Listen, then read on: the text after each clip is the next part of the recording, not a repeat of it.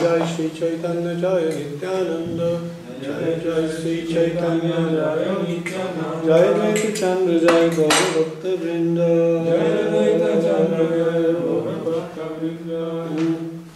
Chapter 17 from the Madhya-lila, pastimes of the Lord. The Lord travels to Vrindavan. Kachan Vrindavanam Guru Yagir Bhainaka Gambani Preman Matang Shahan Nityam Vidadhe Krishna Jalpina. On his way to Vrindavan, Lord Sri Chaitanya Mahaprabhu passed through the forest of Jharikam and made all the tigers, elephants, deer and birds chant the Hare Krishna Maha Mantra and dance. Thus all these animals were overwhelmed by ecstatic love. Jai Jai Gaura Chanda Jai Nityananda, Jai Advaita Chandra Jai Gaura Bhakta Vrinda. All glories to Sri Chaitanya Mahaprabhu, all glories to Lord Nityananda, all glories to Advaita Chandra, and all glories to all the devotees of the Lord. Svarup Kala Haila Prabhu, Cholite Haila Mati, Ramananda Svarup Shangi Nibrite Jukati. When autumn arrived, Sri Chaitanya Mahaprabhu decided to go to Vrindavan. In a solitary place, he consulted with Brahman and Roy and Sripad the Goswami. Mora Sohai Koro Jodi Tumi Duijan, Tabe Ami Jono Deki Sri Vrindavan. The Lord requested Brahman and Roy and Sripad Goswami to help him to go to Vrindavan. Tatteuti Mannopati Palana Jol, Ekoki Joiva Kahon Shogi Nalaiva. The Lord said, I shall leave early in the morning and go incognito, taking the road through the forest. I shall go alone. I shall not take anyone with me.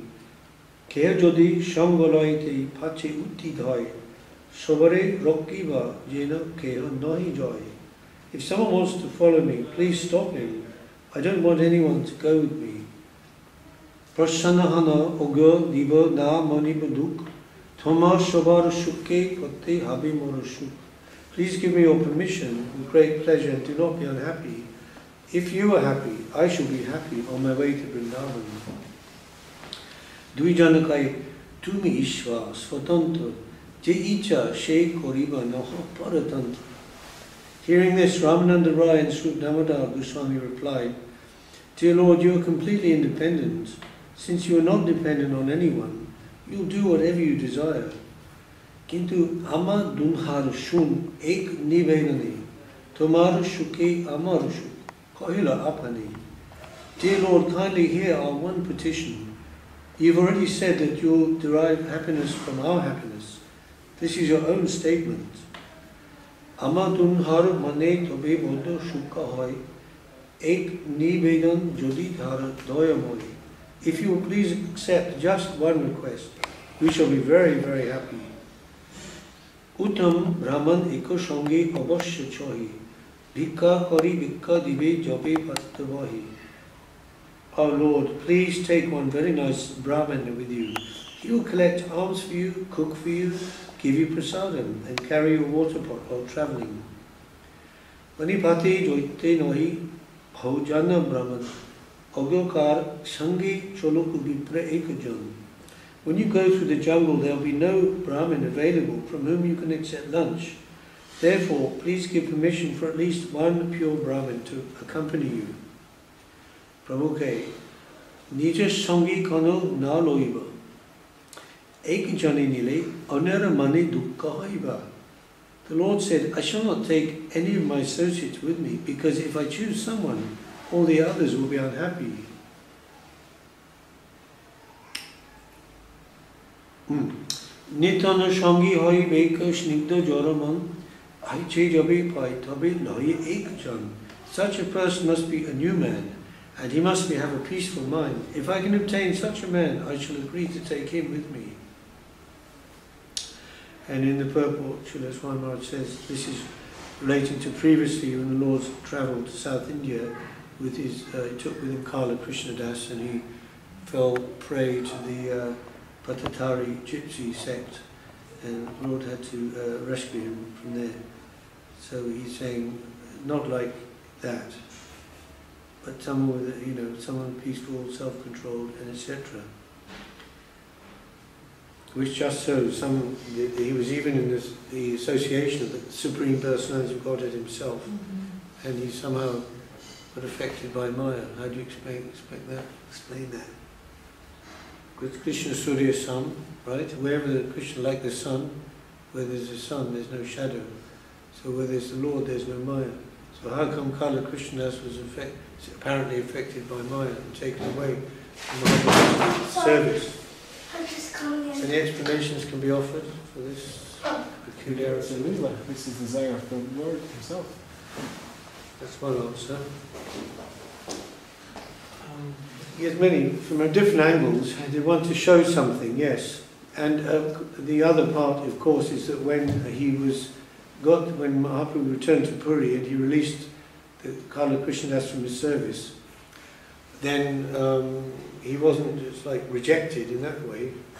Well, you could say rejected by Mahaprabhu, but Nityananda Prabhu gave him engagement, and he gave him the service of going to Sachimata and Navadip and giving a report about how his Nimai, how he's doing, is he getting his food and his everything, is he comfortably situated and so on. She was always worrying about that. She'd already lost one son, her eldest son. He passed away. And the last remaining son, Nimai, now he's taken sannyas. And Mahaprabhu, he always said, "Oh, I've made a great offence to your mother by taking sannyas. This is very bad what I've done." But he had to do it anyway. But Maharaj, so that one service necessity would draw him from another service. Say again. So one service necessity would draw him from another service. So he was serving Mahaprabhu himself, but then later he was appointed by Nityananda Prabhu to do a different service. So would it mean that service necessity... Well, ultimately it means that Nityananda Prabhu is Patik Pavan, and he's very, very merciful, even more merciful than Mahaprabhu.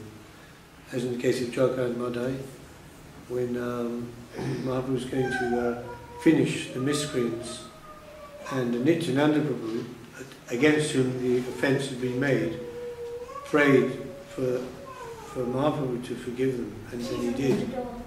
So apparently so-called Mahaprabhu won't forgive, Nityananda, which shows the infinite extension of grace. And even in the so-called mortal realm, it's not the mortal realm, but the example of the case of Bhakti Saraswati rejected this one devotee from his service. And then, the other devotees were very sad because he was a popular devotee, they liked him, he'd done lots of service, and they were feeling very sad. But then Saraswati Thakur said, "I can't take him, but you can look after him." So he gave that mercy and that extension of grace always. There's always a possibility. And even one time, Srila Guru Maharaj, Krishnadas Babaji Maharaj, was a great devotee, and he was a transcendental type of Vaishnava personality, and he was very, very attached to the Naam. He would always be chanting, taking the name 24 hours, and even he wouldn't really discuss theology. Someone would ask him some question, he'd just chant Hare Krishna. Generally that was his mood, But also he had a tendency to mix freely with many kinds of people. And some of those groups, bhajan groups, might have been Sahajiya tinged and like that. And Sridhar Maharaj was a very strict orthodox Brahmin person, and he didn't like that. So once or twice he mentioned that to Babaji Maharaj. And of course they're godbrothers, So. But Babaji Maharaj, his own nature, he's continuing to do like that. Then Guru Maharaj got a bit annoyed. He said, "You go out from my mat, So he went out. Then after like 2-3 days, came back again. Coming up the stairs, Guru Maharaj sitting in his chair. Guru Maharaj said, "But Babaji Maharaj, I ousted you from my mat." He said, "Yes, you ousted me, you told me to go, but you didn't tell me not to come back." And then they laughed and everything was fine like that. So this is... And also, I've also seen myself, people being asked to leave the mat, and then they're coming to the gates of the mat begging, and some devotee secretly lets them in, and they're there in the mark. And Guru Maharaj knows they're there, of course, he knows everything like that. And he's not saying anything, you know. So it's the kind of thing.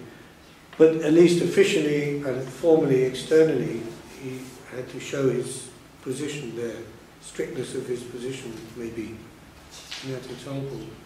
So the same way here when with Kala Krishnadas, I mean, of course, he's an eternal associate of the Lord, you know, so this is in the Lila, it's happening like that. But, and also to show that example, he says here, in the commentary, Maya is so strong that unless one is determined not to fall victim, even the Supreme Personality of Godhead cannot give protection.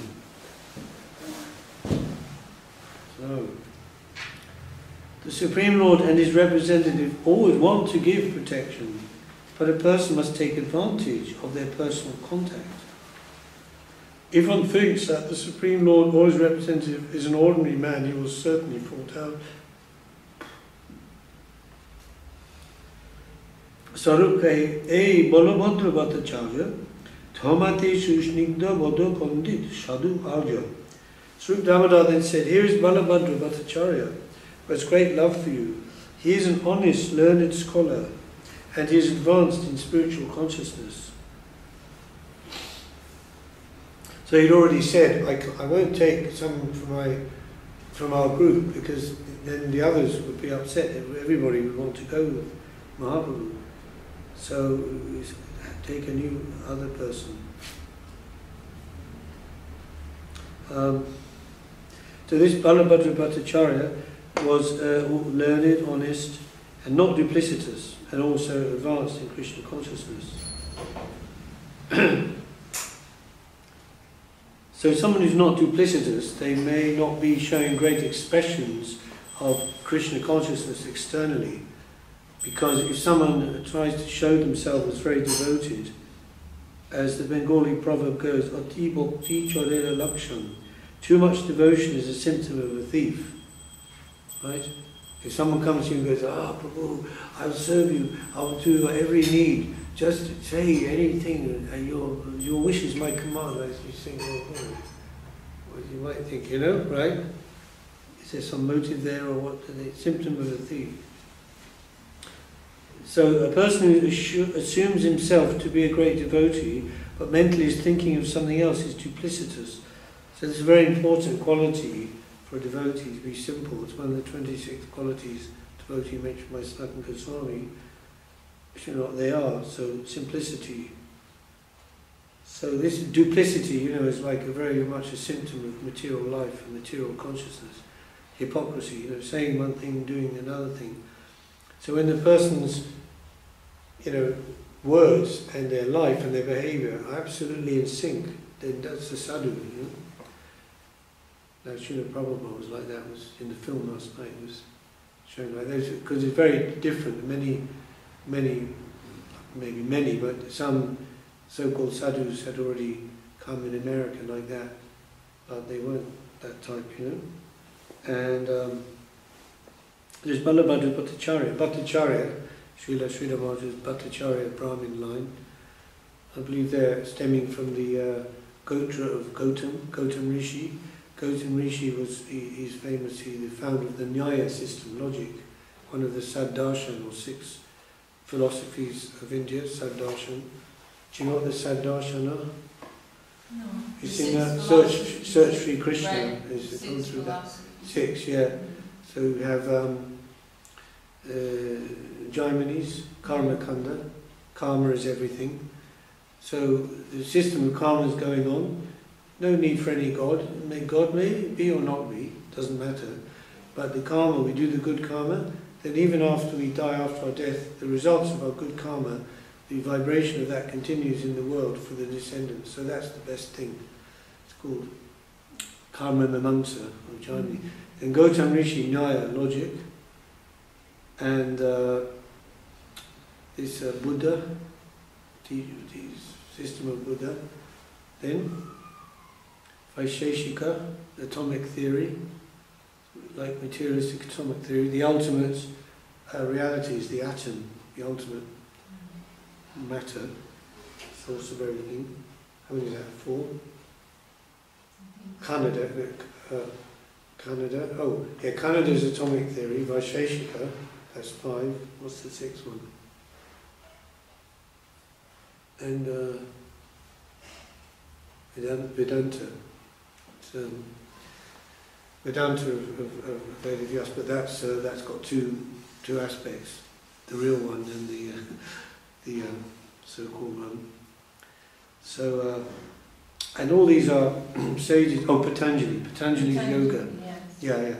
So these Saddarshan, Bhakti Thakur in his Gitanjali, he's saying, I see from the ultimate viewpoint, they're appointed by you, my Lord, as to give some message in the world to engage a particular type of person.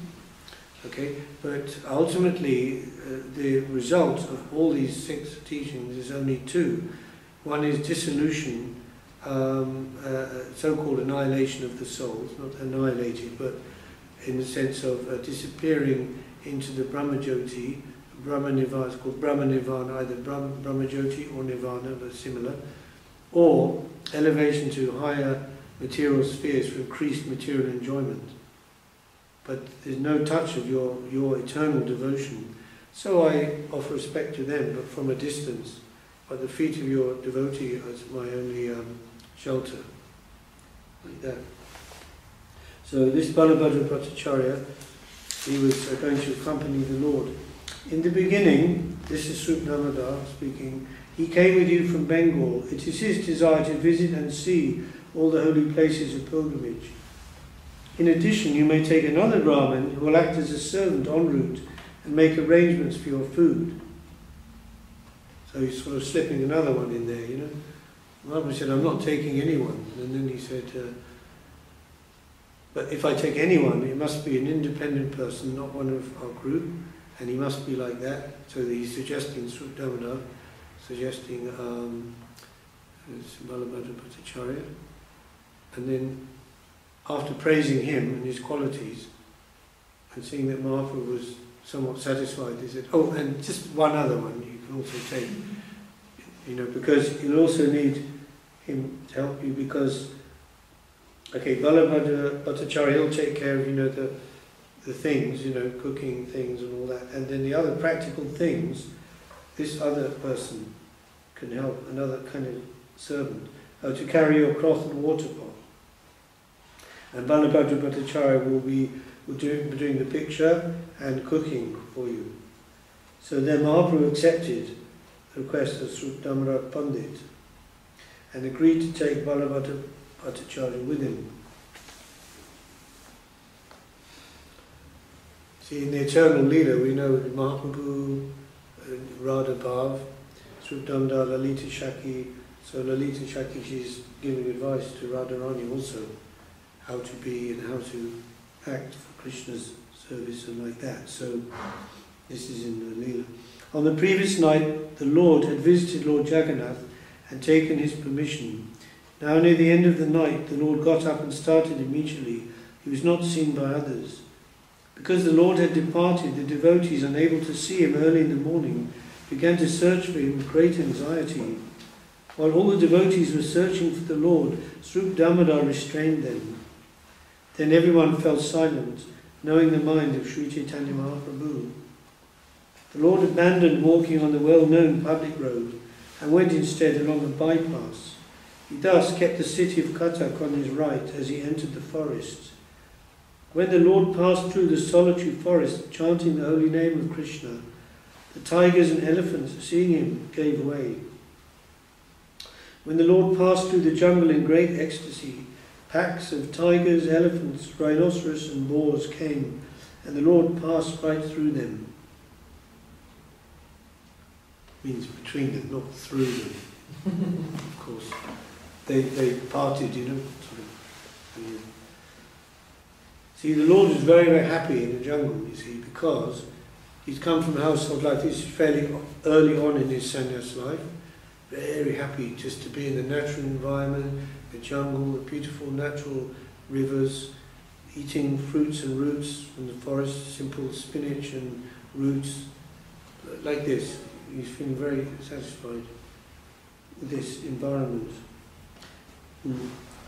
Balabhadra Bhattacharya was very much afraid to see them, but by Sri Chaitanya Mahaprabhu's influence, all the animals stood to one side. One day a tiger was lying on the path, and Sri Chaitanya Mahaprabhu, walking along the path in ecstatic love, touched the tiger with his feet. The Lord said, "Chant the holy name of Krishna. Kaha Krishna, Vyagra Util, Krishna Krishna, Kahi Vyagra no Chite Logila." The tiger immediately got up and began to dance and to chant, "Krishna, Krishna." Another day, while the Lord was bathing in a river, a herd of maddened elephants came there to drink water. While the Lord was bathing and murmuring the Gayatri mantra, the elephants came before him. The Lord immediately splashed some water on the elephants and asked them to chant the name of Krishna. So he's seeing like as a great Supreme Personality of Godhead, but he's, just seeing as all equal. There's, not making distinction. All these animals, very dangerous animals, and his chanting is like so pure, the vibration emanating from the Lord Himself, piercing through those coverings.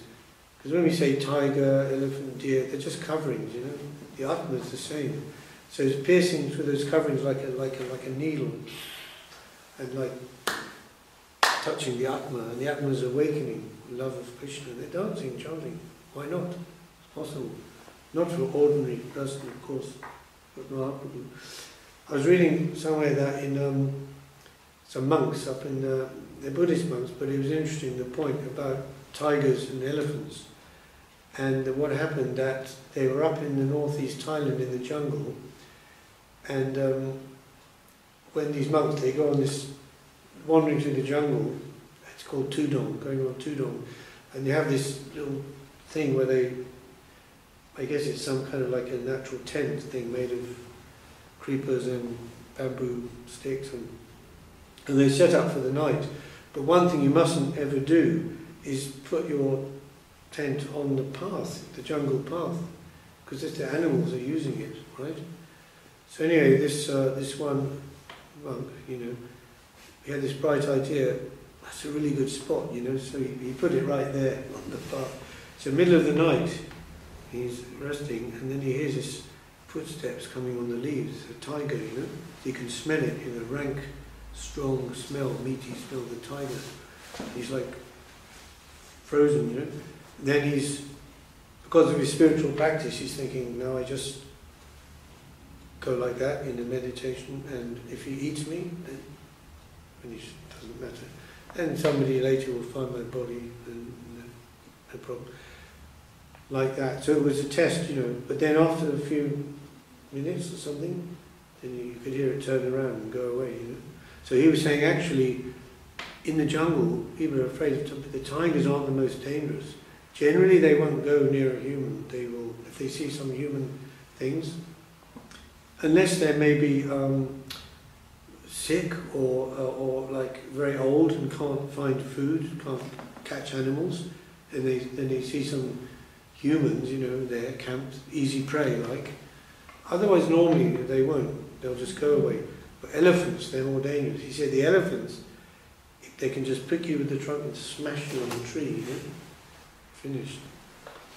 Anyway, these are tigers and elephants.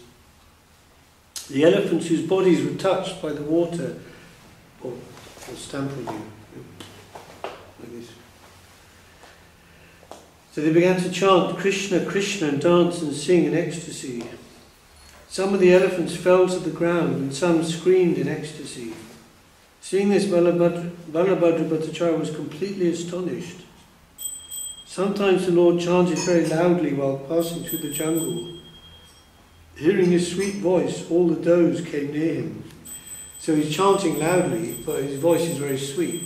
It's not like chanting loudly. Sometimes if we chant loudly, it's like raucous, or not like when they used to chant underneath Guru Maharaj's room.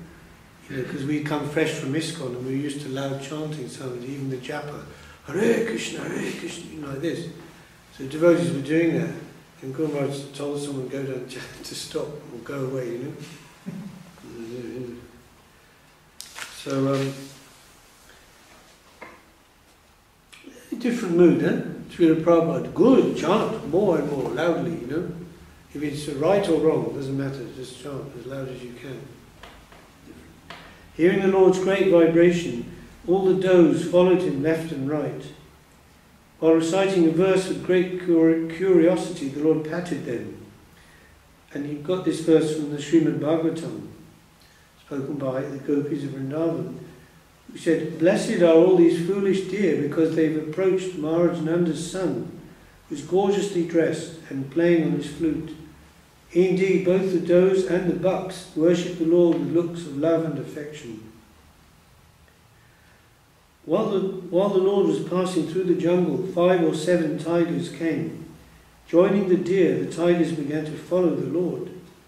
Seeing the tigers and deer following him, the Lord immediately remembered Vrindavan. He then began to recite a verse describing the transcendental quality of Vrindavan. Vrindavan is the transcendental abode of the Lord. There's no hunger, anger or thirst there.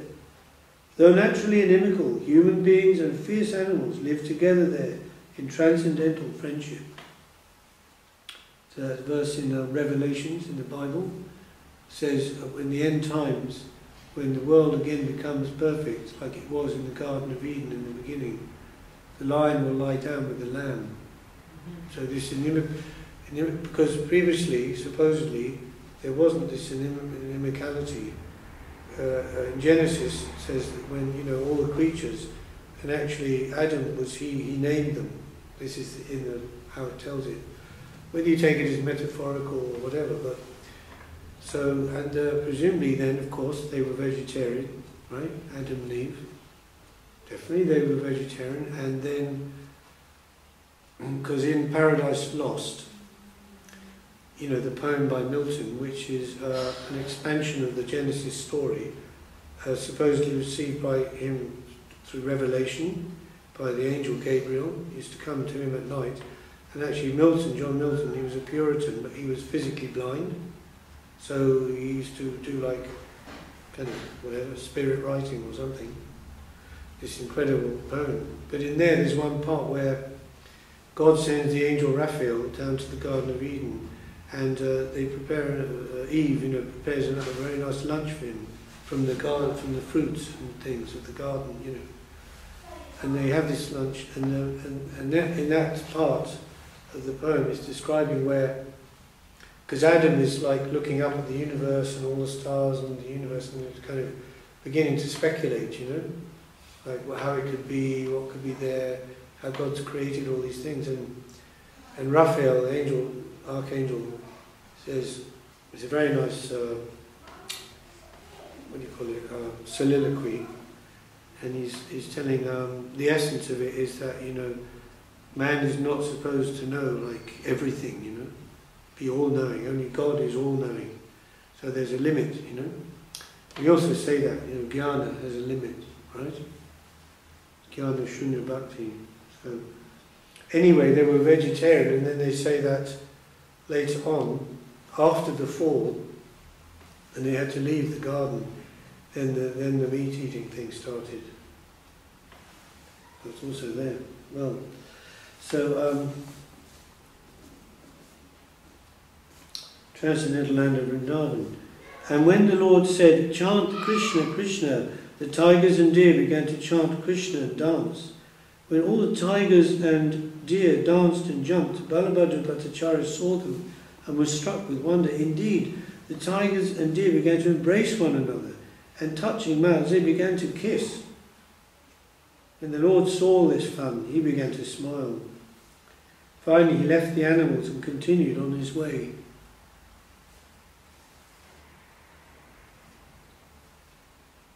There's one part in the Revealed Truth as well. I can't remember the context exactly, but there Srila Govinda Maharaj is saying, you might know, did he? But it's saying about the little fishes, baby fishes, all playing in the water and playing and kissing and like that.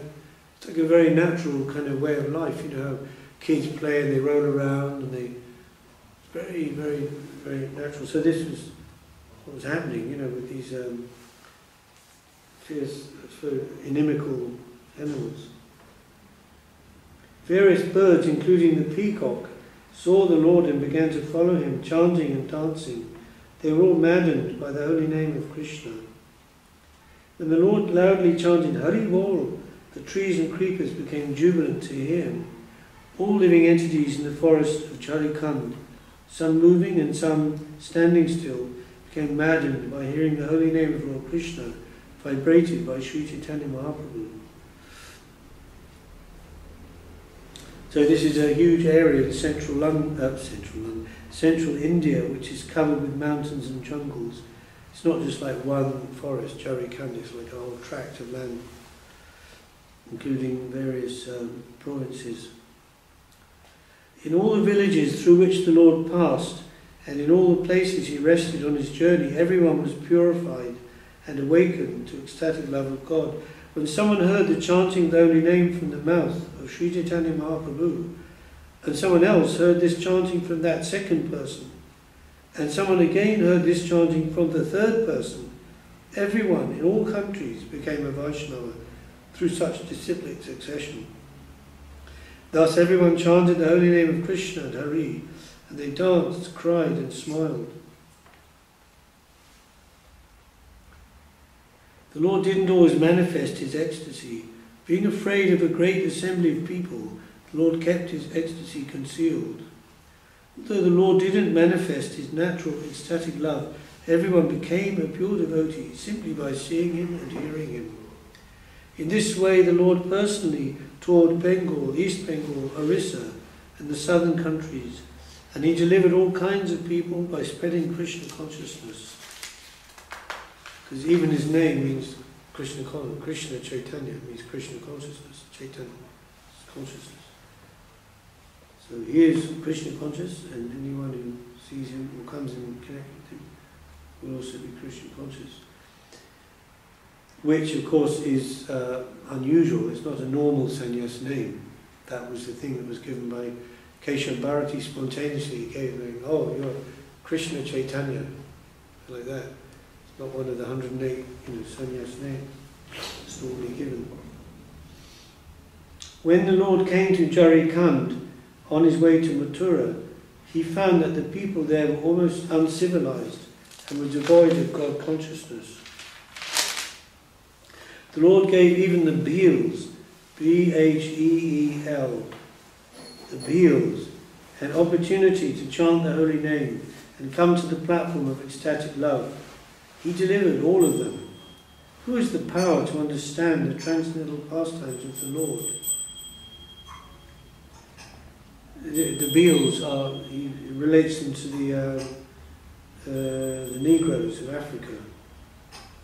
He said, Srila Prabhupada says, we are also experiencing, as evidence of Sri Chaitanya Mahaprabhu's mercy, that the people of Africa are taking to Krishna consciousness, chanting and dancing and taking prasadam like other Vaishnavas. These are all due to the power of Sri Chaitanya Mahaprabhu. Who can understand how his potency is working all over the world? When the Lord passed through the Charikand forest, he took it for granted that it was Vrindavan. When he passed over the hills, he took it for granted that they were Govardhan. And when he saw a river, he immediately accepted it as the river Jamuna. Thus, while in the forest, he was filled with great ecstatic love, and he danced and fell down crying. So, we see the example that Guru was saying that Radharani, Srimati Radharani, wherever she looks, she sees Krishna. It's like, by her glance, everything is transformed into Krishna because of her prema. So, similarly, when the Lord, wherever he was looking, river, Jamuna, hills, Govardhan, forest is Vrindavan. So, therefore, we say that.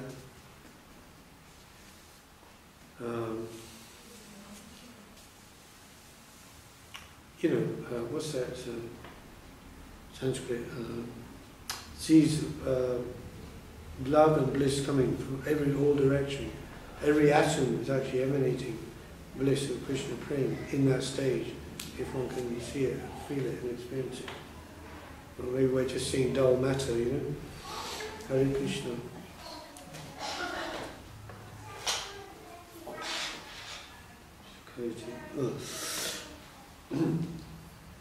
Along the way, Balabhadra Bhattacharya collected all kinds of spinach, roots and fruits wherever possible. Whenever the Lord visited a village, a few Brahmins, 5 or 7, would come and extend invitations to him. Some people would bring grains and deliver them to Balabhadra Bhattacharya. Others would bring milk and yogurt, and others would bring ghee and sugar. In some villages there were no Brahmins. Nonetheless, devotees born in non-Brahmin families came and extended invitations to Balabhadra Bhattacharya.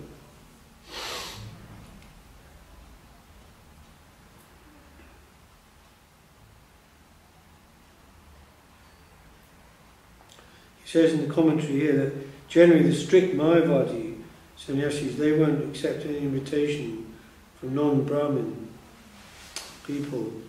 But the Vaishnav can accept an invitation from a person of any caste if that person is an initiated Vaishnava.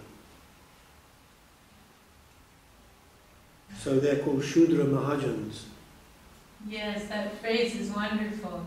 I came across it recently too in Chaitanya. Shudra Mahajan. Wonderful phrase. Yeah.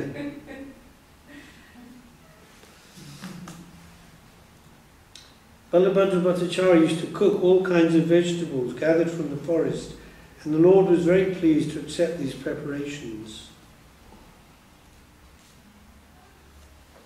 Balabhadra Bhattacharya used to keep a stock of food grains that would last from 2 to 4 days. Where there were no people, he would cook the grain and prepare vegetables, spinach, roots and fruits collected from the forest. The Lord was very happy to eat these forest vegetables. And he was even happier when he had an opportunity to stay in a solitary place. Balabhadra Bhattacharya was so affectionate to the Lord that he was rendering service just like a menial servant. His assistant Brahmin carried the water pot and garments. He was probably older than Mahaprabhu, I should say so. Mahaprabhu was only like, he took sannyas when he was 24, so wouldn't have been more than 25 or 26 at this stage. So Balabhadra Bhattacharya was a senior person that way. The Lord used to bathe 3 times a day in the warm water of the waterfalls. He also used to heat himself morning and evening with a fire made with limitless wood. I actually experienced that in New Zealand, because they have sulphur springs, comes up through the bed of the river. So we actually, one place we went at night, it was like at midnight, it was a clear night with the stars and everything, and it's like a hot waterfall, like a shower, hot, not just warm, it was like incredible. I suppose here was because it would be warmed up during the day, very hot. While travelling in the secluded forest and feeling very happy, the Lord made the following statement. Shun Bhattacharya, Ami Gelana Bahudesh, Bana Pate Dukker Kahan Nahi Pailesh. My dear Bhattacharya, I've travelled very far through the forest and I've not even slightly received any trouble. Krishna is very merciful, especially to me. He has shown his mercy by bringing me on this path through the forest. Thus he's given me great pleasure. Before this I decided to go to Vrindavan and on the way see my mother, the river Ganges, and other devotees once again. I thought that once again I would see and meet all the devotees and take them with me to Vrindavan. Thus I went to Bengal and I was very happy to see my mother, the river Ganges and the devotees. But when I started for Vrindavan, many thousands of people gathered and began to go with me. Thus I was going to Vrindavan with a big crowd, but through the mouth of Sanatan, Krishna taught me a lesson. Thus by making some impediment, he has brought me on a path through the forest of Vrindavan. That was in the previous chapter where the Lord was, Sanatana Goswami, he had this plan to commit suicide, and his idea was like that, to put himself under the wheel of the Rath Yatra cart. And but Mahaprabhu, knowing everything, and of course as Paramatma anyway, so he brought it out, and that was also publicly, not privately, in front of others. And he said, "What is this, Sanatan? You're thinking, but your thinking is very wrong." He wasn't saying it's bad to commit suicide, because it's a sin. He was taking it from the point. But if you said you surrendered to me, so your body is now my property. So how can you can't abuse my property like this way? And then so Sanatana he gave up that idea. But through this situation, his plan was changed, and he came through the jungle. Mark came through the jungle. He was very, very happy about that. Krishna is an ocean of mercy. He's especially merciful to the poor and fallen. Without his mercy, there's no possibility of happiness. The Lord then embraced Balabhadra Bhattacharya and told him, "It is only by your kindness that I am now so happy." Balabhadra Bhattacharya replied, "Tumi Krishna, tumi doyamoy, adham jeev muni, more hoila sadoi." My dear Lord, you are Krishna himself, and therefore you are merciful. I am a fallen living entity, but you bestowed a great favour upon me. Sir, I am most fallen, yet you brought me with you. Showing great mercy, you have accepted food prepared by me. You have made me your carrier Garud, although I am no better than a condemned crow. Thus you are the independent personality of Godhead, the original Lord.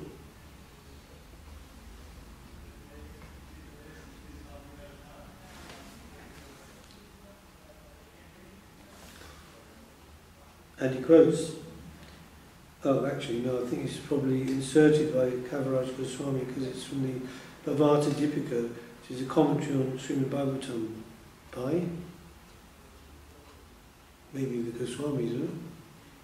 So that probably was written later, but sometimes Kaviraj Goswami puts in quotations from other places that wouldn't have been existing at that time chronologically, where it illustrates the point on the text. So this says, the Supreme Personality of Godhead has the form of Sat Chit Anand Vigraha, transcendental bliss, knowledge and eternity. I offer my respectful obeisance unto him, who turns the dumb into eloquent speakers and enables the lame to cross mountains. Such is the mercy of the Lord. In this way, Balabhadra Bhattacharya offered his prayers to the Lord. By rendering service to him in ecstatic love, he pacified the Lord's mind. Finally, the Lord arrived with great happiness at the holy place called Kashi. There he took his bath in the bathing ghat known as Manikarnika. So Kashi, Benares, yes. Two rivers, Ashi and Varuna, merged there.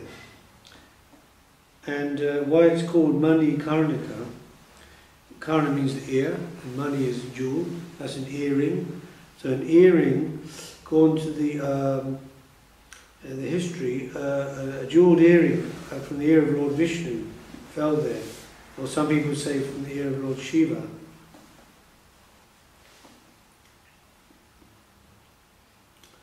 So then another interpretation is Lord Vishwanath is the great physician who cures the disease of material existence by delivering a person through the ear, which receives the vibration of the holy name. So that's another means, like when the jewel of the holy name enters your ear, you get deliverance. So it's different meanings. So let's say faith comes, even St. Paul said, faith comes through hearing. Yeah. So sometimes devotees are sort of who don't really seek association and don't make the effort to have association, then they complain they're not, Krishna conscious, they're in Maya. But faith comes through hearing, and hearing means, from the devotees and the scriptures and the teaching. So, if you don't keep yourself in the relativity of the sun, which is heat and light, if you keep yourself back in the cold zone, then how are you going to get heat and light? It's obvious, So you have to keep yourself in that. It's not possible. So he was taking his bath in the Ganges.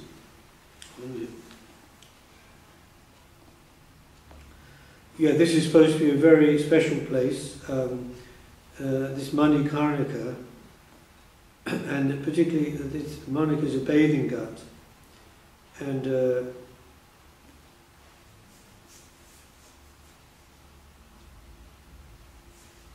it says that if you bathe here, and if you leave your body here, you become liberated by remembering Lord Shiva at this place, Manikarnika. So then, just as he was there, Tapan Mishra was taking his bath in the Ganges. And he was astonished to see the Lord there. Because it's a long way from Navadip, right? Benares. Last time he saw him was in Navadip. So Tapan Mishra began to think, Purve Suni Jachi Prabhu Kaja Chena Sanyas Nishchoy Korea Hoila Hridoy Ulas. I've heard that Sri Chaitanya Mahaprabhu has accepted the renounced order. He became very jubilant within his heart. He then went and clasped the lotus feet of the Lord and began to cry. The Lord raised him up and embraced him. Then Tapan Mishra took the Lord to visit the temple of Vishveshvara. And then coming from there, they saw the lotus feet of Lord Bindu Madhav. So that's the oldest Vishnu temple in Varanasi, is the Bindu Madhav temple. Nowadays it's known as Vaini Madhav. It's right on the bank of the Ganges. And previously the 5 rivers converged there. Holy rivers, Duta, Papa, Kirana, Saraswati, Ganga and Jamuna. But now only the river Ganges is visible. So this was before the original temple was unfortunately dismantled by your man Aurangzeb. Because he was so envious, he said no Hindu temple can be higher than the mosque. So if any temple was higher, he would take off the stories, you know, until it was the same level or lower. So he was a bit of a Hindu hater of the Mughal dynasty, in contrast to, of course, Akbar, who was considered very, very benign, and he was a very tolerant of the Hindu, allowed them to worship. This is a story in the, you know, Divine Aspiration, the story of the chapter's called Akbar's Choice. Shall I say it? Yeah. You remember it? Yes. I think I told you once before. Anyway, it's they made an exhibition in Delhi of like a diorama of all the Hindu gods and avatars, and you know, with their particular, you know, lila or pastime or what they did. And there was an exhibition, and they invited the Emperor Akbar, for Your Majesty, and they took him round the whole exhibition. And at the end, they asked him, Your Majesty, we hope you enjoyed the exhibition. And which one did you like, any particular? So he walked back to the one of Krishna, you know, playing his flute. He said, this is the best, I think, because they all have, all the others, they have some duty, some administration duty, something to do with the, you know, administration of the universe or the planets or the universe. This one, he's just playing his flute, dancing, singing, happy, enjoying himself. So I think he's the best God. You should worship him. That was his opinion. Also,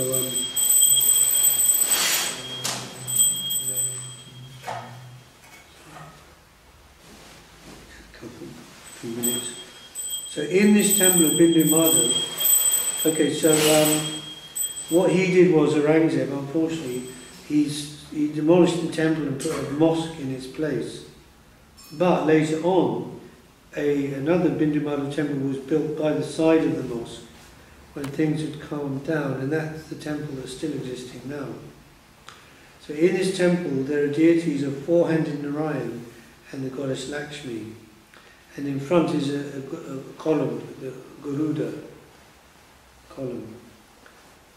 And on the side, in the temple, along the side, altars, deities of Lord Ram, Sita Lakshman, and Hanumanji.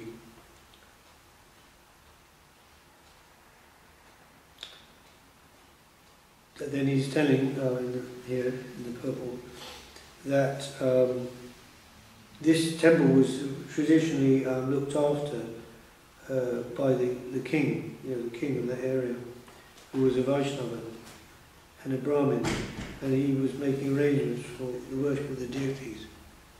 Particularly this one that was called Srimad Bala Sahib Panta Maharaj. But nowadays, don't know, it doesn't say. That was in the time of Bhakti Siddhanta Saraswati. With great pleasure, Tapan Misha brought the Lord to his home and rendered service to him. Indeed, he began to dance, waving his cloth. And we hear this many times in the Krishna book, Hare Krishna, and the Mahabharata and other places. It's supposed to be a symptom of joy, of greeting someone and you wave your cloth, like that. In case you ever feel like doing that. He washed the lotus feet of Sri Chaitanya Mahaprabhu, and afterwards he and his whole family drank the water. He also worshipped Balabhadra Bhattacharya and showed him respect. Tapan Mishra invited the Lord to take lunch at his home, and he had Balabhadra Bhattacharya cook. So when he was in Benares, the Lord stayed at the house of Tapan Mishra. He's very fortunate, huh?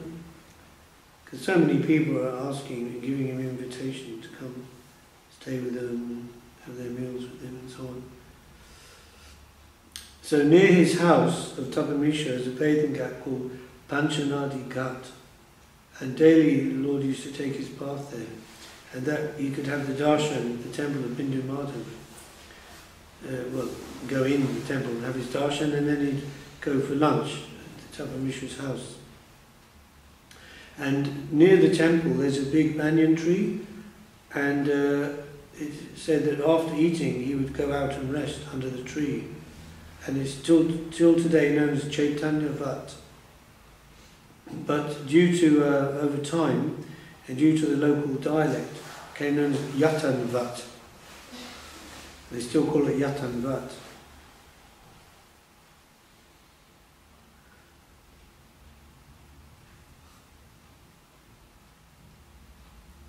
Giving a little bit of history here. So when Sri Chaitanya Mahaprabhu took his rest after lunch, the son of Tapan Mishra, named Raghu, used to massage his legs. The remnants of food left by the Lord were taken by the whole family of Tapan Mishra. When news spread that the Lord had come, Chandra Shekar came to see him. Chandra Shekar happened to be a friend of Tapan Mishra's, and he was long known to the Lord as his servant. He was a physician by caste, and by profession he was a clerk. At the time he was living in Varanasi. When Chandra Shekar came there, he fell down before the lotus feet of the Lord and began to cry. The Lord, standing up, embraced him out of his causeless mercy. Chandra Shekar kahe, Prabhu, Bodha Kripa Koila, Apane Oshia Pritte Darshan Adi-lila. My dear Lord, you've bestowed your causeless mercy upon me because I am your old servant. Indeed, you've come here personally to give me your audience. Apan Prarabdhe Vasi, Varanasi Sthani, Maya, Brahma, Shabdavina, Nahi Shunikani. Due to my past deeds, I am residing in Varanasi, but here I do not hear anything but the words Maya and Brahman. Because it's a famous place for Mayavadis. It's their kind of headquarters, the Mayavadi sect.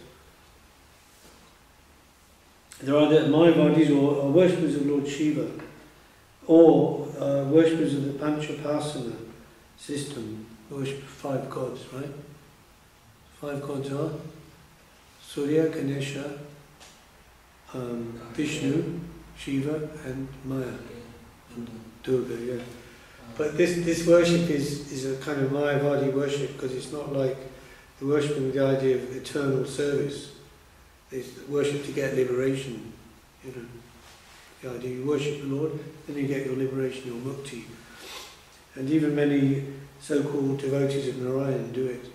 And some of them take it for granted. Like if you ask them up at the Swami Narayan temple in Easton, oh, so you're worshipping Lord Narayan, that's very nice. And yes, if you get down to it, you talk to them, so we get mukti.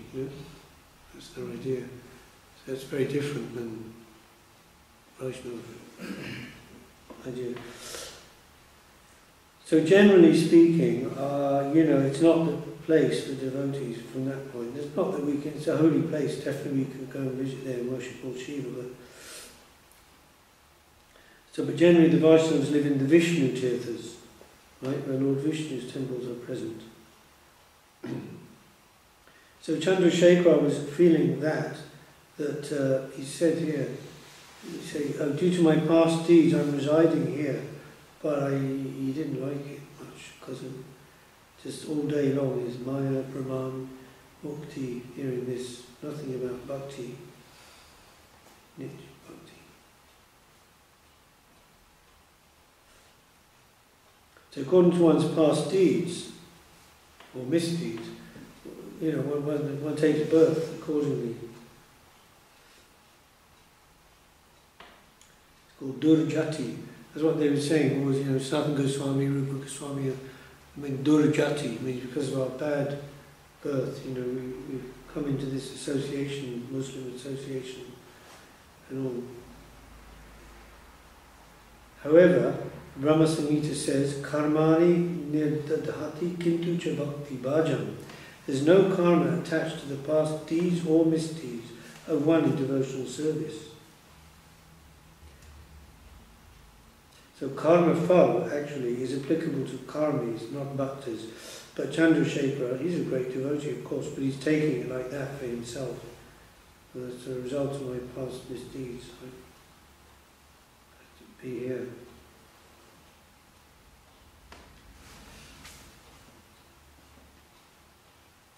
He was along at the commentary on this thing about how devotional service nullifies not just the karma phal, but the seeds of karma. There's these stages, isn't it? As you mentioned here, prarabdhe, there's fructifying karma, this we're experiencing, aparabdhe, one is waiting, just coming up to be fructifying, then kuta and bij. Bij is a seed, and kuta is very, very, very, so subtle, it's not even, you couldn't even probably even see it. I always give the example, just as an idea, like, it would be like in the, if you're in the theatre, and at the stage you have your play going on, so you have your actors and story going on. So that's the enactment of the karma, and they're experiencing different things, happiness, distress. Then you have your actors waiting in the wings to go on, they're waiting, they get the cue, no, you're on, then they go on. Then you have the other... Upper then. Yeah, upper okay. Then the bij would be the ones who are actually, they're on the way to the theatre in the taxi, they're sort of getting it. And then the other ones, the kuta, they're sort of waiting at home, waiting, maybe they get a phone call or something, and they have to make the arrangement to get in the taxi. So it's like stages, but all this can be nullified by devotional service, according to Rupa Goswami, Bhakti-rasamrita Sindhu, and according to Krishna and Bhagavad Gita, I will nullify all your sinful reactions and deliver you if you surrender to me. Then at the same time, if you start doing devotional service with these expectations, this considers as offense. Say it again. If you start trying to do devotional service with expectation to be purified from the sins, it can be seen as an offense. It's not. I wouldn't call it an offense. It's just not the purest kind of motivation. Pure devotional service is unmotivated and aituki apatiyata, no motivation. Well, the only motivation would be the pleasure of Guru Garanga, Radha Govinda.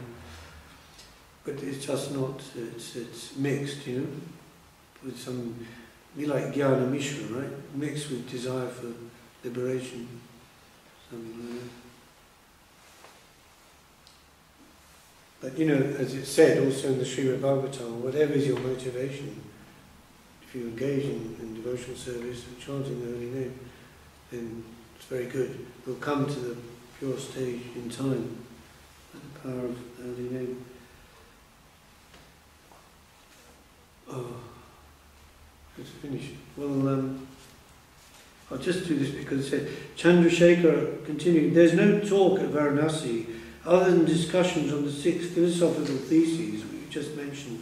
Nonetheless, Tapan Mishra has been very kind to me, for he speaks about topics relating to Lord Krishna. So here they are, two devotees in this sort of oasis, in this sort of ocean of Mayavad, but these hanging on to each other, And now Mahaprabhu has come. It's brilliant, yeah?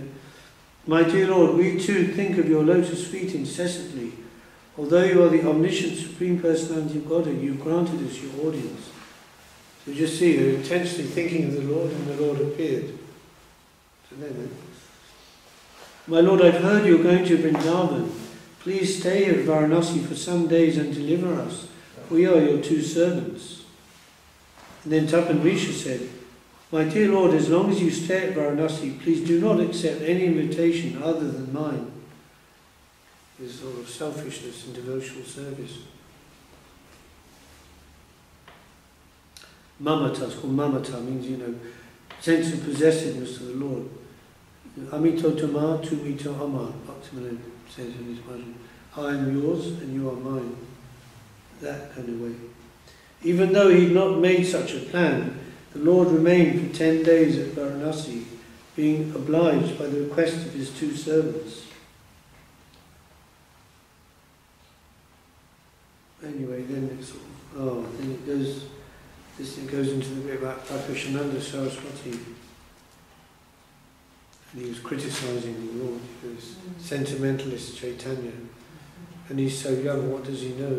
He's just dancing in the street and people following him. And this is a disturbance. And the devotees were very upset at his criticism of the Lord. And for that reason, the Lord went to meet with Prakashananda Saraswati. He had no inclination to do so himself. But he didn't like the devotees were upset, so then that whole lila, he delivered Prakashananda Saraswati. By his purity, his simplicity, his simple explanation, he didn't get into any deep, heavy theology. He said, well, my guru, he said, you're a very ignorant person. I give you this mantra, you chant this mantra, you get a good result. So I was chanting that Hare Krishna mantra, and I'm dancing and chanting. It's like it affected me. Or maybe I'm mad. I went back to him and said, if I become mad, it's making me dance and chant like this uncontrollably. So this way Prakashananda was touched, he was transformed by that. And he began to condemn himself in his mind. He said, I'm sitting on the big chair and as an acharya, but actually this Chaitanya's got everything and I've got nothing, He had that realization and he surrendered to him.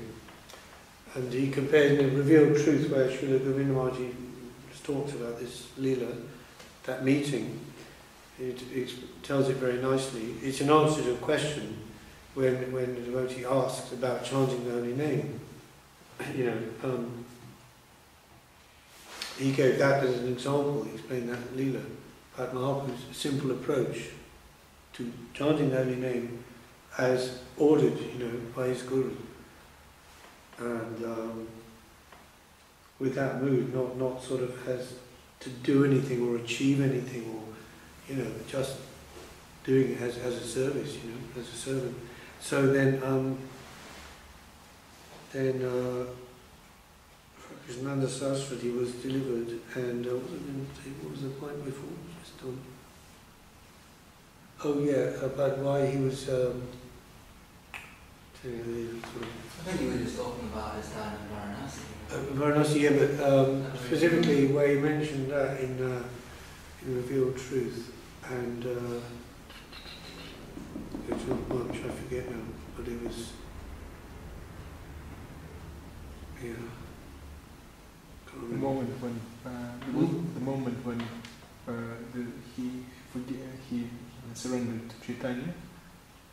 Yeah. Oh, that was it. And he then, in the Revealed Truth, Maharaj was comparing it to Bilvamokkataka. Yeah, his shloka, Krishna Chaitanya-charitamrta, he said, I was seated on the throne as the acharya in the monistic line, the great liberated soul, but I was forcibly captured by a debauchee and turned into a girl, and made the slave of this person, In this way he was comparing that in some way to Prakashananda's experience with all his great knowledge and his, revered by all the community, and here he was as converted by the sweetness and charm of this boy Chaitanya. So young man. So young man, 24-year-old young man. So the idea that you see, with all that bigness, but then if the person then will come to understand or accept, oh, God is there and I'm a servant, He is everything, and relatively to Him I'm nothing, then immediately everything gone. All that pride, everything's gone.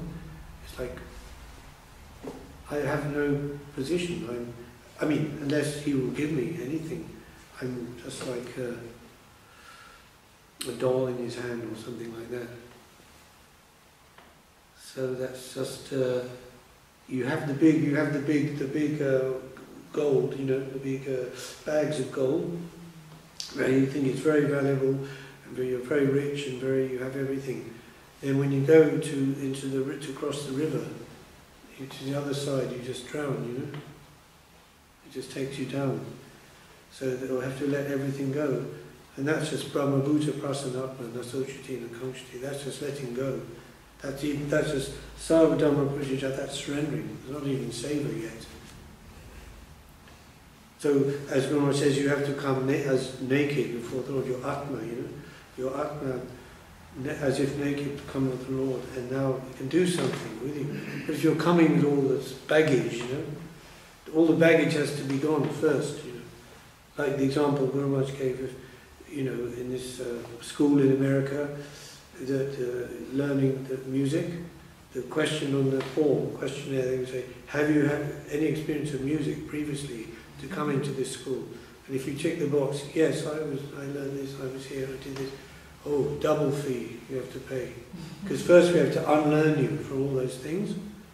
Then from the fresh position you can start to learn them in a proper way, So that's why they say a half-truth is worse than a lie. If someone has, spiritual experience and they've had experiences in meditation and siddhi or different things in the non-physical realm, then that can be a great blockage to devotional service, because the person then thinks they're educated, and it's very difficult to educate a person who thinks they're qualified. If someone has a PhD and then they think they can't be, I've got it, I'm educated. It's very difficult. If someone's just a simple ignorant person, they're at least can be open to accept something.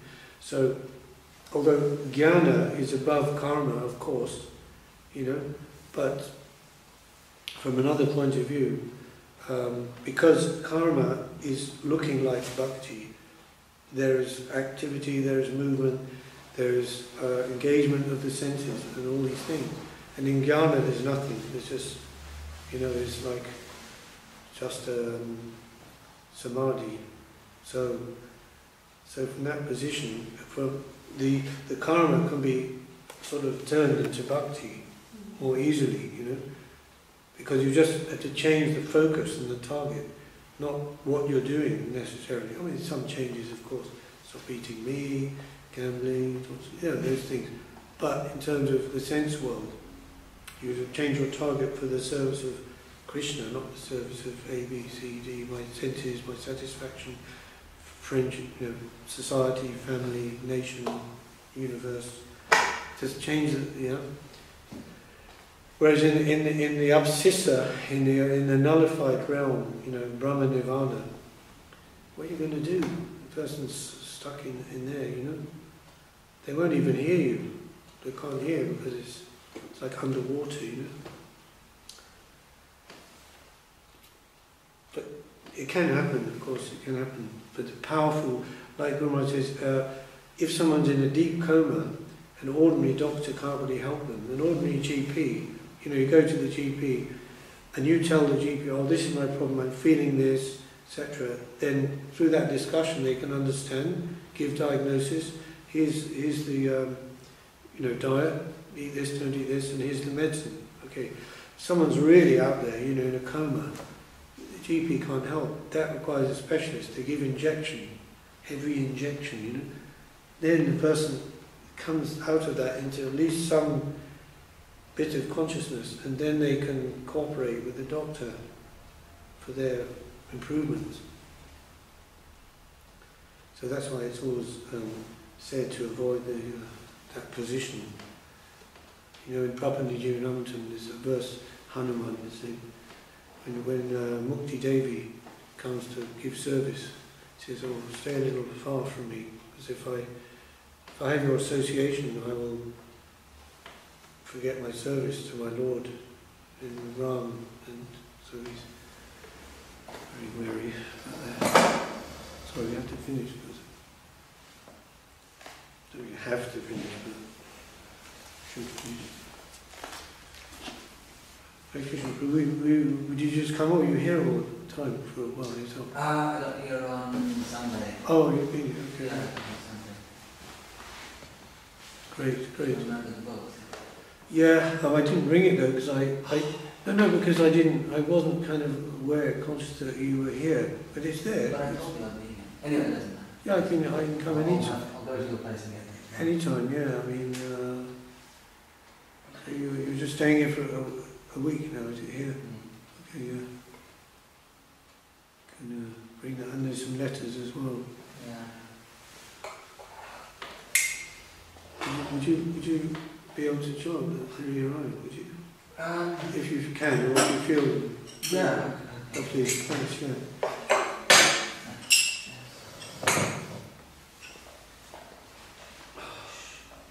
Page 60.